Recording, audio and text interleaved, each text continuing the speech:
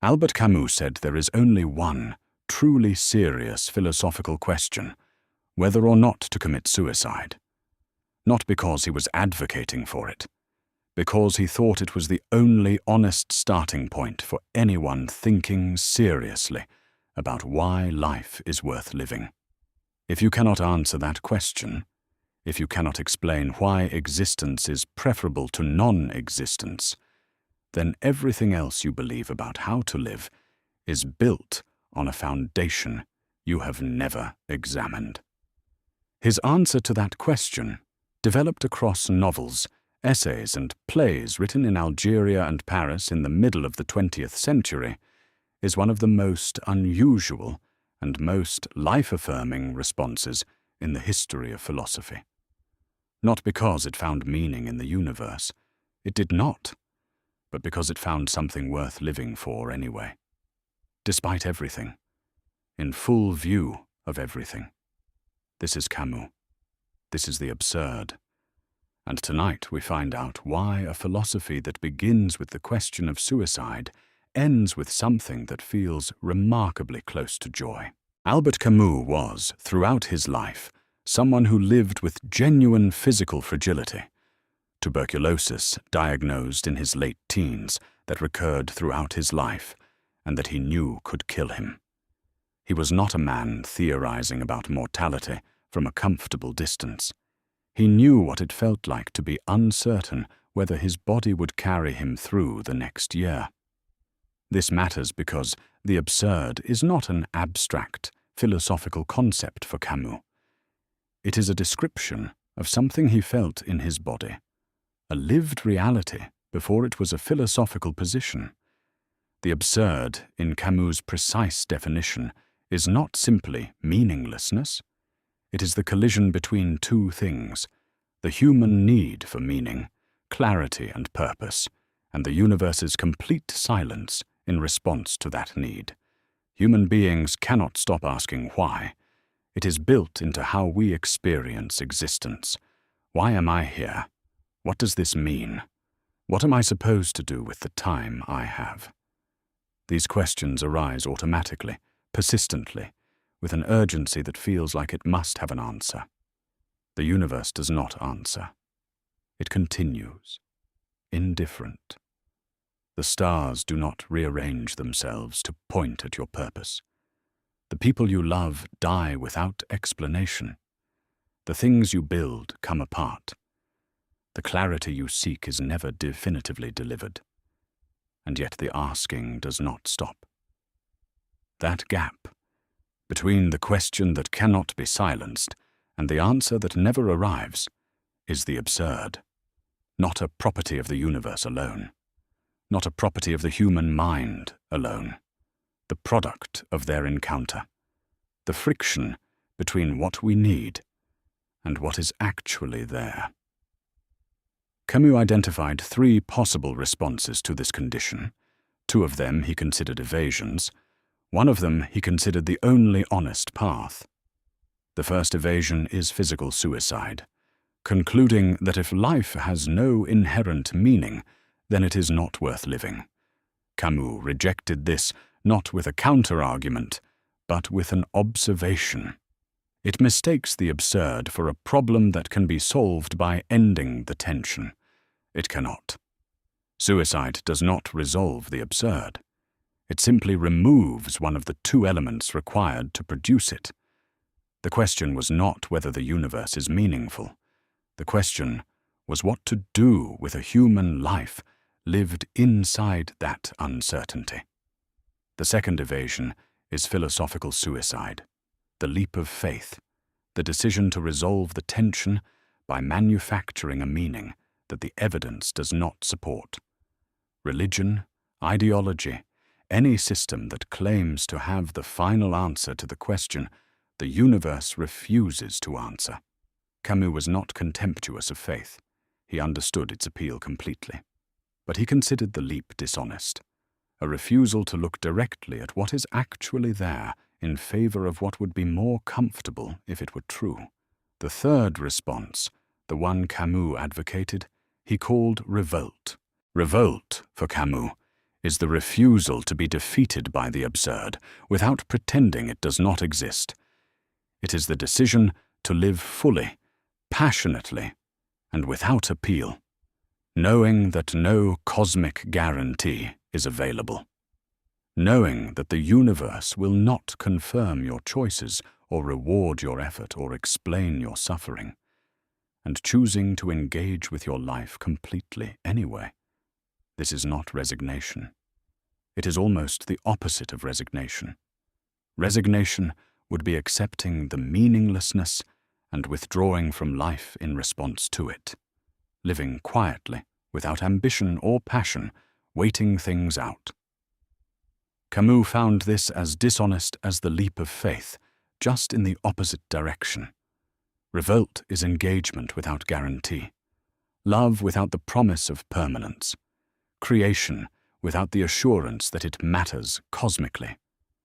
Friendship, work, beauty, physical pleasure, the specific texture of being alive on a particular afternoon, all of it embraced fully, with open eyes, without requiring the universe to confirm that it is worth embracing. The image Camus used most famously to illustrate this is Sisyphus, the figure from Greek mythology condemned by the gods to roll a boulder up a hill for eternity, only to watch it roll back down each time and begin again. The conventional reading of Sisyphus is as a symbol of futility, the meaningless repetition, the endless labor that produces nothing permanent. Camus looked at the same image and saw something different. He imagined Sisyphus walking back down the hill after the boulder has rolled away, the moment between one cycle ending and the next beginning, the moment of full awareness of his situation. No illusions, no false hope, complete clarity about what he is doing and what it will produce. And Camus concluded, one must imagine Sisyphus happy, not because his situation is secretly fine, because happiness, genuine, chosen, eyes-open happiness, does not require the situation to be fine. It requires only the decision to be fully present to it, to own it, to find in the rolling of the boulder itself, in the specific texture of the effort, something worth the fullness of your engagement.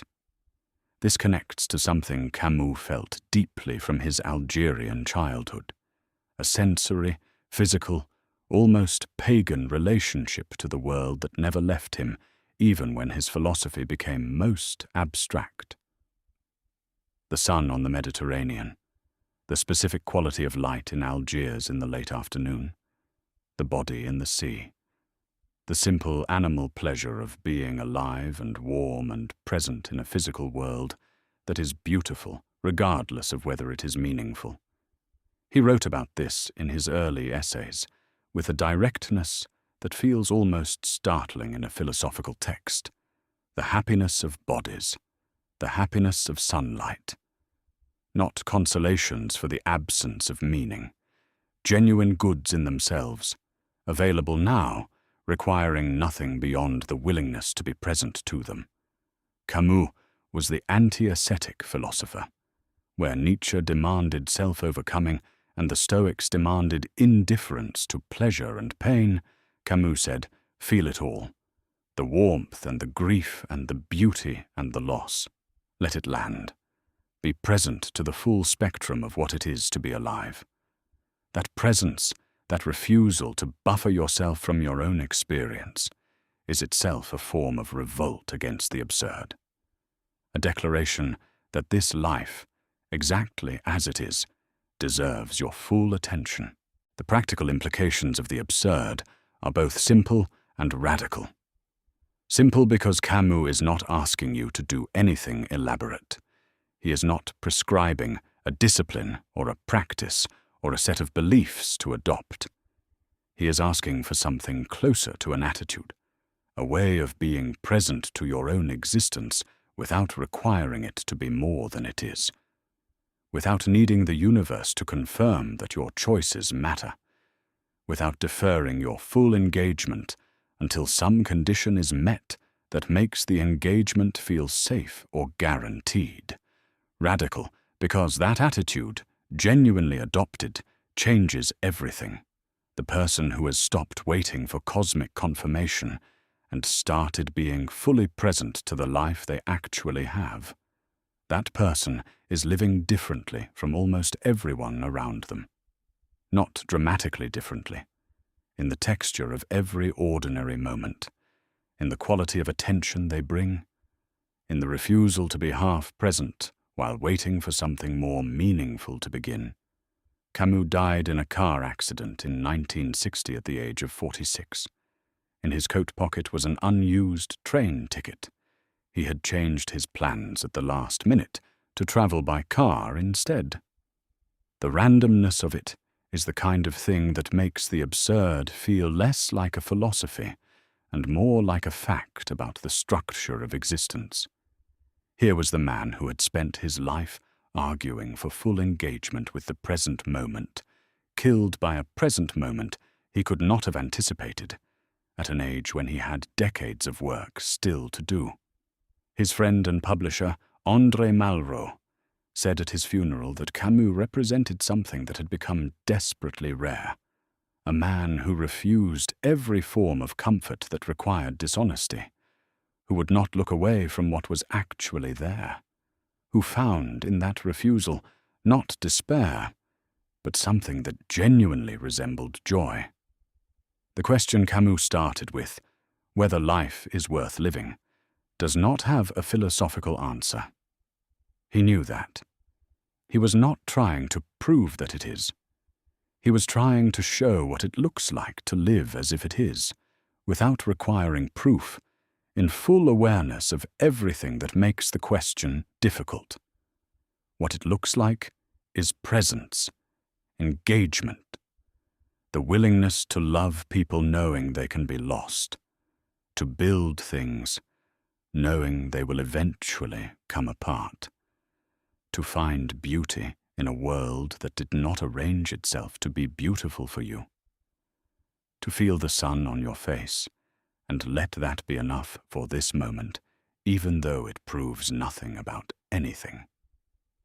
Dostoevsky found meaning through suffering and faith. Nietzsche found it through self-overcoming and the creation of values.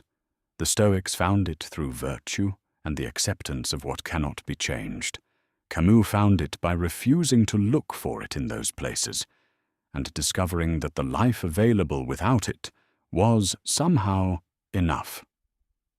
One must imagine Sisyphus happy, not because the boulder stops rolling, it never stops, but because the man pushing it is fully, completely, irreducibly alive. And that, in the end, turns out to be the thing.